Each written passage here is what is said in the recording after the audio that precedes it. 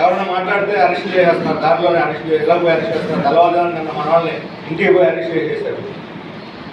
ఏమంటే వేరే ఎవరో పార్టీ నాయకులు వస్తున్నారంటే మన పార్టీ నాయకులు అరెస్ట్, వేరే పార్టీ నాయకులు వచ్చినా మన పార్టీ నాయకులు అరెస్ట్ చేస్తారు. ముఖ్యమంత్రి వచ్చినా మన నాయకులను అరెస్ట్ చేస్తారు, ప్రధానమంత్రి వచ్చినా మన నాయకులను అరెస్ట్ చేస్తారు. ఎవరు వచ్చినా మన వాళ్ళని అరెస్ట్ చేసి, ఎందుకంటే పోరాడేవాళ్ళంటే భయం ప్రభుత్వాన్ని. మనకేమైనా ఓట్లు ఉన్నాయా, సీట్లు ఉన్నాయా, మనం ఏం చెప్పుకోవట్లా ఘనంగా. ఓట్లు లేవు, సీట్లు లేవని ఎగతాళి చేస్తున్నారు మనల్ని.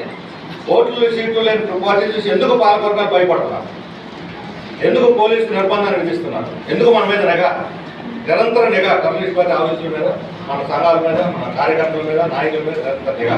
అంటే మనం అంటే భయపడుతున్నది ఏ రోజైనా మళ్ళీ తిరిగి నేను చెబుతున్న కమ్యూనిస్ట్ పార్టీ కూడా ఒక రోజు వస్తుంది, ఆ రోజు కోసం మనం పోరాడాలి అని చెప్పగలుగుతాం. ఈ రోజు దాకా వాళ్ళది రోజు, రేపు వాళ్ళది కాదు, మనకు కూడా ఒక రోజు వస్తుంది.